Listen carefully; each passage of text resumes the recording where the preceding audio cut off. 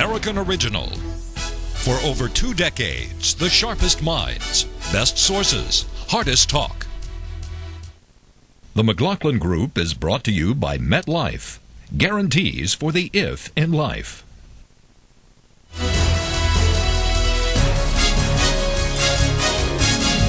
Issue 1. Will the real Barack Obama please stand up? Said on television. Which is the two Democratic rivals faced off this week on the threshold of next Tuesday's critical primary, Pennsylvania, which Hillary must win. The debate focused less on knowledge and more on virtue, the two constituent ingredients of leadership. Senator Barack Obama was first asked about a comment he made in San Francisco about 15 days ago. Obama said that when economic despair strikes, small-town Americans, in order to compensate, will cling to guns, to God, and to distrust of outsiders. Here's Obama on an audio track almost 3 weeks ago in San Francisco. And typically it's only people who want white men anti-immigrant sentiment or anti-trade sentiment. And we would explain their frustrations. Here's Obama's gloss this week on his own earlier words. So the point I was making was that when people feel like Washington's not listening to them, when they're promised year after year, decade after decade, that their economic situation is going to change, and it doesn't, then politically they end up focusing on those things that are constant, like religion. Question. The foundation of Barack Obama's political candidacy is his claim to be a unifier. He brings about unity. Is that claim undermined by these remarks? Mort Zuckerman. Well, it certainly wasn't helped by them, because these remarks clearly, I think, did indicate a kind of class separation of somebody who I think did not understand what religion and other beliefs meant to people. And I don't think his explanation was good enough either. It's not because of what was going on in Washington. He's still running against Washington, which is a good political move. But this, I think, was just a sort of attitudinal expression of his, and he was going to be attacked for it. He was attacked for it.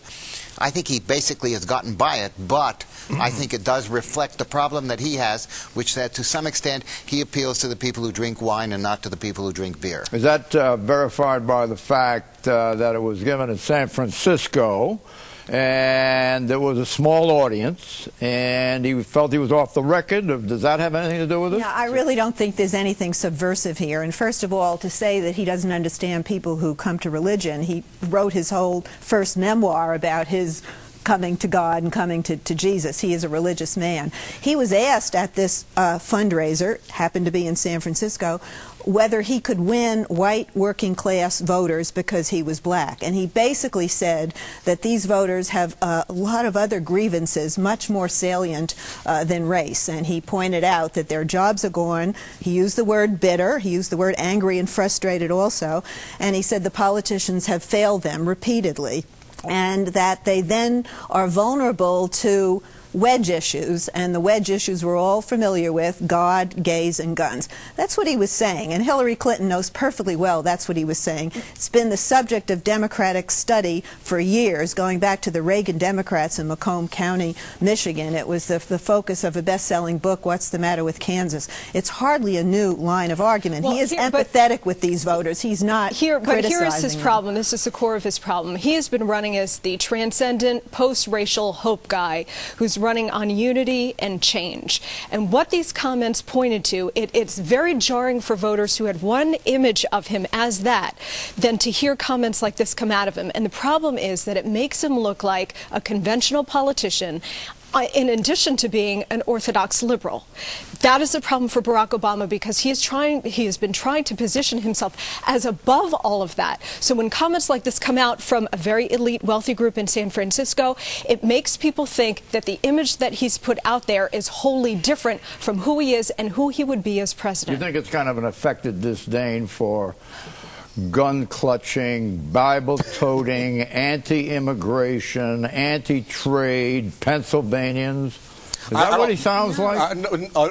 Well, not deliberately, but these words, the way he phrased it, can be construed that way, and that's the way his political opponents. You think he's that way? No, I believe his speech from 2004, where he said we worship an awesome God in the red states and the blue states. I think that is the real Barack Obama. He was speaking off the record. He thought. I think he knows now in this age of YouTube. Did he contrive it for the audience? I think he was speaking casually. You can tell from his tone he was speaking casually with the audience there, so that he was actually trying to help people to understand why folks in Middle America might seem so different from the more liberal audience he was talking to there in San Francisco. The irony is that it has been turned around and construed as something that was supposed to be divisive, and I don't think that was his intent. You think that his upbringing is privileged?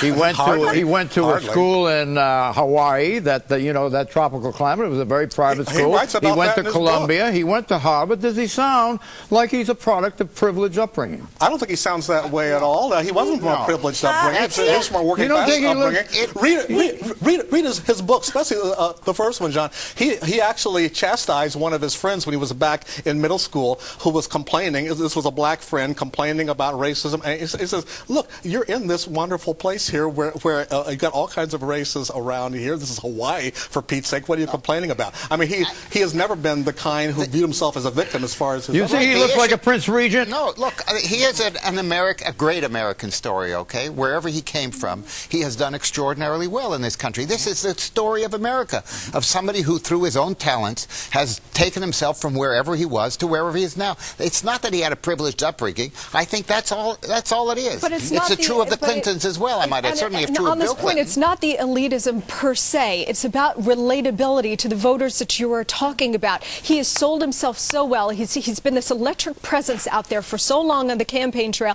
All of a sudden, something like this comes out, and the voters that he's been trying to appeal to by bowling in Pennsylvania and so on have to think, well, wait a minute, that's not right. Does he act like a black Kennedy? Black Kennedy? A black Kennedy, JFK. Well, he's been running on that image the whole time. Look, he's the charismatic young guy. Privileged class, Eleanor, privileged. Yes. He inspires people, and inspires people in large part because of his story. Son of a single mother who was on food stamps, raised by grandparents, but it's about relatability. Father. Columbia, Harvard. Well, yeah, right, but he didn't get there because he was somebody's legacy. He got there on his own brain. Let's hear from another American. Hillary draws on her own heritage.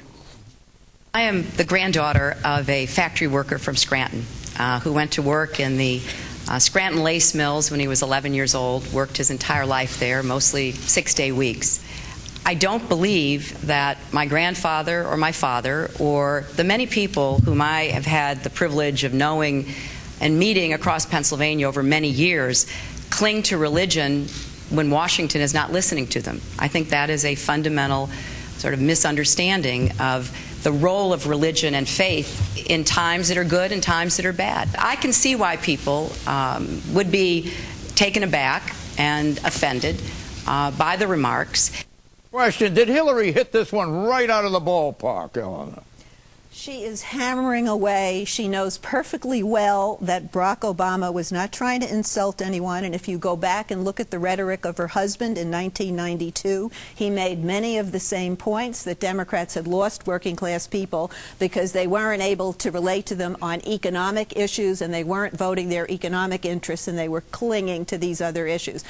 There is no evidence in the polls yet that there is a backlash among white working class voters. And in fact, Hillary's negatives are the ones that have gone up. She may have nicked him, but she has really cut herself with this approach. Well, she's really maximized it, though, too, because the day after the story broke, she was seen in Indiana, who holds a primary the following week after Pennsylvania, downing shots of Crown Royal and looking like one of the guys. Look, she and her husband have made $110 million over the last 6 years, so she has some resources, Didn't she hit this too. right out of the ball? ballpark, out of the stadium, over the bleachers, into the street. Obama's comments were softball for her. Scranton, her grandparents growing up in Scranton. And she put together a great political ad to maximize that. The question is not about the elitism per se, it's about relatability, and that's what Hillary is trying to maximize. Okay, in the kitchen with Hillary, to pick it up from here. Okay, in the kitchen with Hillary. I recall when, back in 1992, when she made a statement about how, what do you expect, should I be at home baking cookies? And people attacked her for being elitist and this and that, and I remember watching that on TV and saying, well, that's not who she is. That's not what she believes. That's not what she meant. And I'm sure that that's how she felt as well. Is he out Hillary here? I thought he did. Talking about baking cookies in the kitchen 15 years ago, comparing that to what he says in Pennsylvania? It's a good comparison because it's a good comparison. The point he's making is that during a campaign, these are the kind of episodes that make headlines and cause a lot of talk, but it doesn't have to be that damaging because and he also came off here as a guy who was trying to show himself as being understanding. Hey, this kind of thing happens. It happened to Hillary, and he reminds everybody of the elitism charge. Yeah, exactly right. Now, I thought it was very clever because, elitism isn't about your income. It's about how you relate to ordinary folks. And I think over time, Hillary Clinton and Bill Clinton showed that they could be popular with ordinary folks, and Barack Obama is saying so. Okay, Michelle to the rescue. With health care. Barack's wife, Michelle, has been standing up for her husband after his quote-unquote mangled statement about small-town Americans. It started with the soft touch. How many silver spoons in your mouth? We had 4 spoons. Oh, but there were spoons. There were spoons, 4 spoons. Okay, so that tag still sticks. And then my father got a raise at the plant, and we had 5 spoons. Question is Michelle more of a plus or a minus to Barack's candidacy? What do you think? Oh, thank you for that softball, John. Obvious plus. I mean, she handled it the way you're supposed to handle it, with humor. These are folks who are living in that American episode, dream. She was terrific. Yeah. She's terrific. She's she always looks terrific great, out on the road. She was perfect in that setting. But do you think that they're a little worried about her because she appears to have that chip on the shoulder? There's no chip on the shoulder, John. She's great at disarming and charming audiences. If you pull stuff out of context, you can make somebody sound like you saw her like on anything. on Larry King for an hour. Oh yeah. And I've seen her in person, working crowds and all. But what really gets me is there's this irony. Americans have this funny way of looking up for somebody to look down on. Here we got people who came from humble backgrounds who worked their way up, good education, etc. And now all of a sudden they're being accused of elitism for being successful. Don't overlook the evolution that's taken place, however. In whose part? In the whole cultural, racist dimension of our society. And isn't it wonderful? It is wonderful. That's right. But, That's right. I don't want you to revert back to a period that we've already gone past. Well, I don't want America to revert back either. That's what I'm afraid is happening with this kind of divisive language about people who are trying to bridge... Maybe Barack and she are trading off that. There's something about American politics. Let Eleanor speak. There's an edginess to her, and I think her statement that she was proud of America the first time as an adult will be taken up by the Republicans in the fall. What we are seeing is the auditioning. Is she over it? What we are seeing is the auditioning of the Republican assault against Obama as not quite like us, not quite American enough. And all she needs to do is say, "I am prouder than ever of being an American." And she could put that to rest. She's smart. She's the modern day Abigail Adams, and she's very much a what do you think of Abigail? To her husband. Well, I loved Abigail Adams, actually. I knew her. My Abigail is spectacular. Right. Abigail Adams, actually, I dated her before she met John. But that's a whole, look, there's one thing here. I dated her mother.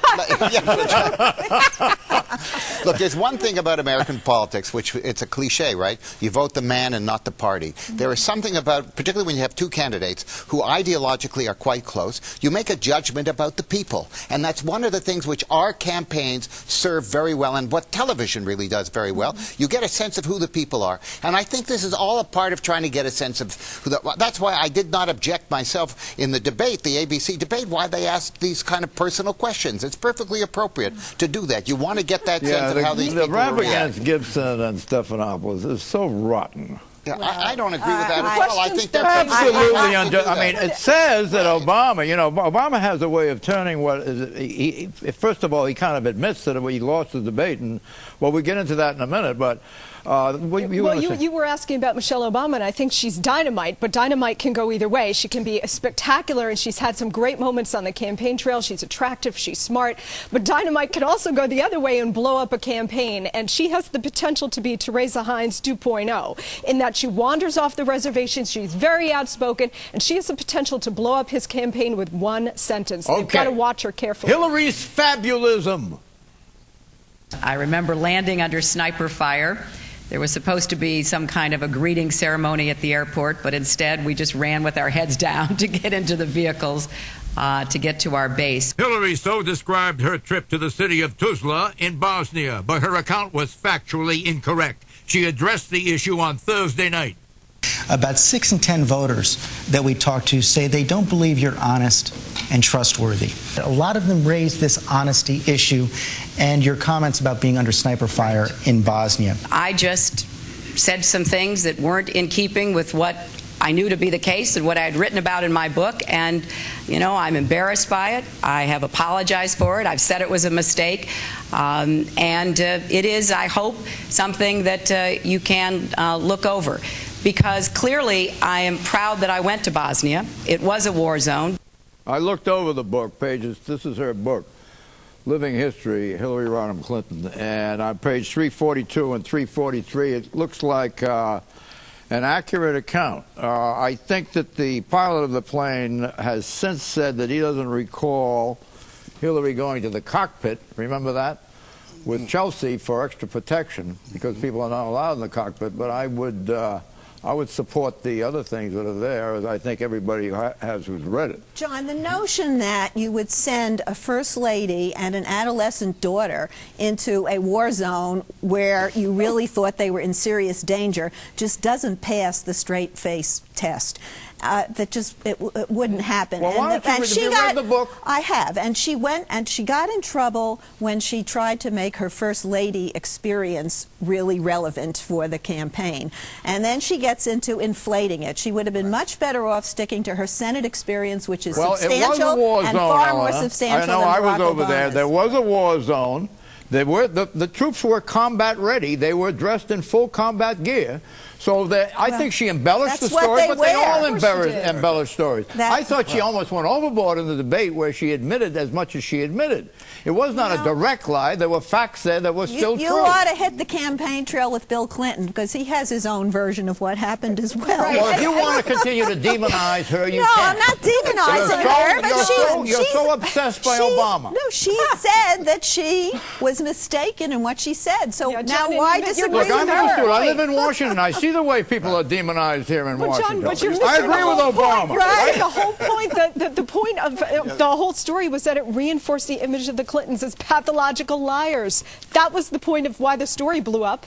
Exit question. Personally, whom do you trust more, Hillary Clinton or Barack Obama? If you're asking me, I have to say it's a close tie.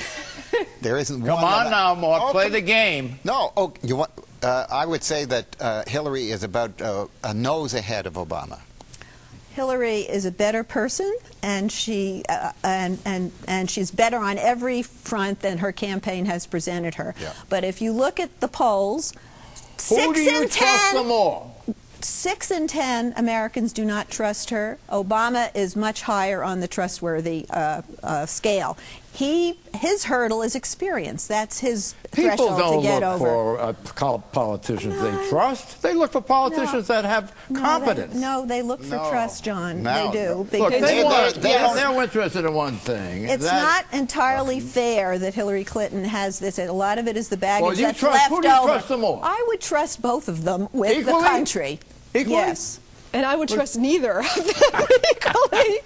I think they both have serious trust problems in different ways. If you were to press me, I would say personally I trust Barack Obama more, but with the levers of government, I would probably trust Hillary Clinton more. The only thing you want to trust a politician about is if you sell out, remain bought.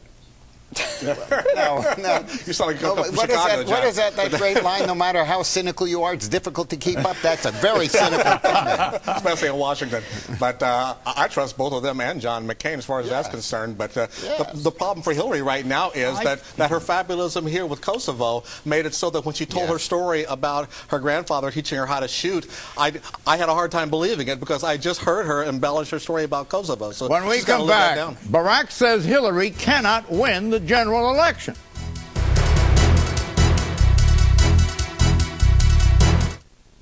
As the world grows smaller, the ifs are now bigger than ever. If retirement savings can't keep pace with longer lives, if inflation sends the cost of employee benefits higher.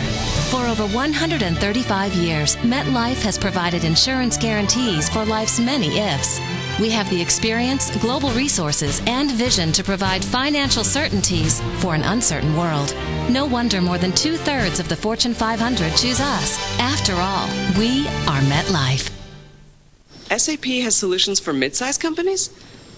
I'm gonna need some time to come to terms with this whole thing. Okay, I'm good.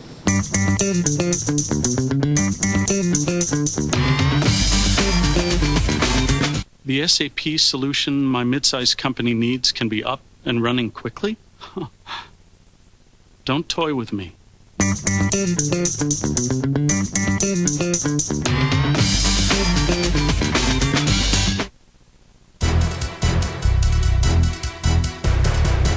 Issue 2, Débat 2. Hillary says that having been in the political limelight for so long, her closet has been fully inspected. I've been in this arena for a long time. I have a lot of baggage, and everybody has rummaged through it for years. And question, is Hillary right, and does that rummaging give her a strategic advantage over Obama? I ask you, Monica. Her argument is basically, look, I know that Bill and I have some issues. We've got our scandals, and we will still have our scandals, but our scandals are predictable. You know what they're going to be. You might get a sex scandal, maybe some conflict of interest, maybe some financial shenanigans, but they're predictable. With this other guy, he is an unknown quantity, and you have no idea what's going to blow up in your faces. I think it's a little bit how different. How negative is that in a political campaign? How negative? When you don't know, there's no depth. I think that there's some great force to her argument, especially to the superdelegates, that you have no idea what you're buying with this guy. Especially when you're picking the #1 person in the world. The Jeremiah Wright stuff came out of nowhere. You got the Tony Resco trial. She is saying, look, at least with us, you have a known quantity. With him, you don't know. Okay, Obama says Hillary cannot win. By Senator Clinton's own betting standards, I don't think she would make it, since President Clinton pardoned or commuted the sentences of 2 members of the Weather Underground. Obama says that despite his loose ties to William Ayers, a former member of the anarchist group the Weather Underground, Hillary has ties also to her husband. In 2001, President Bill Clinton pardoned ex-members of that same group. Question, is Obama right? I ask you, Clarence. Well, he was saying by her own standards she wouldn't make it, meaning the standards she was holding Obama to, but Obama doesn't agree with that standard. What's the standard? This was in the context of the association with Bill Ayers from the Weather Underground, pointing out that Bill Clinton had pardoned 2 Weather Underground members. So does that disqualify him? Obama says no. He's not saying... What's the parallel between giving a pardon and fraternizing or socializing or being in the company of... He hasn't socialized. We don't know he socialized. We know he was on the same board, the Woods Foundation, there in Chicago, a very reputable group. Bill Ayers has been a model citizen for over 20 years. What is an official pardon?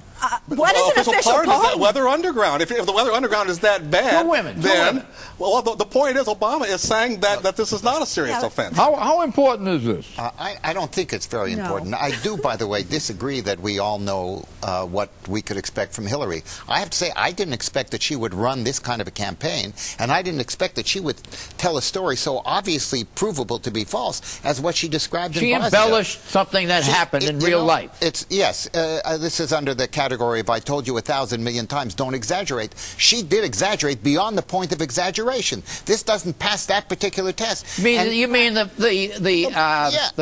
sniper fire? Right. I mean, look, it's not the end of the world. You don't think it triggered a whole series of things. The problem with the Clinton campaign is that it's reminded people what they didn't like about the Clintons is not what they did. Multiple choice exit question. Which of the Obama liabilities is most damaging?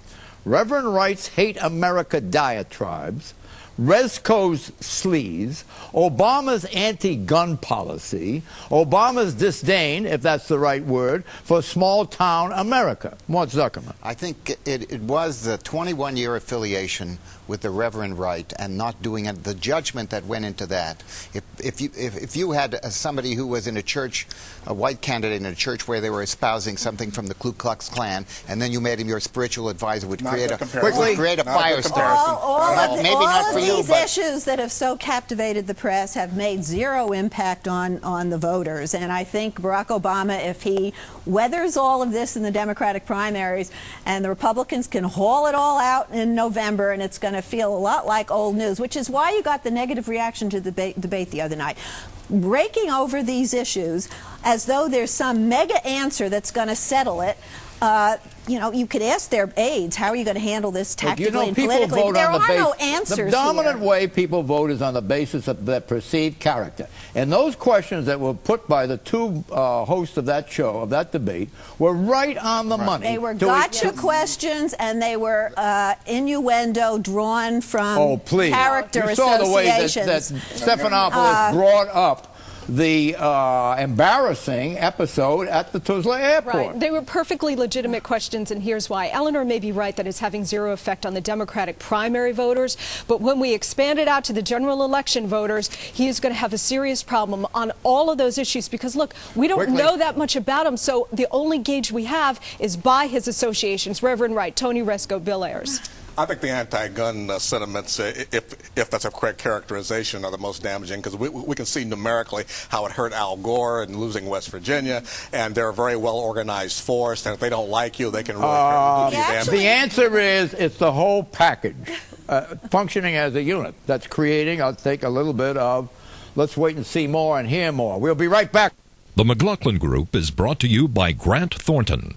Find out how it feels to work with people who love what they do.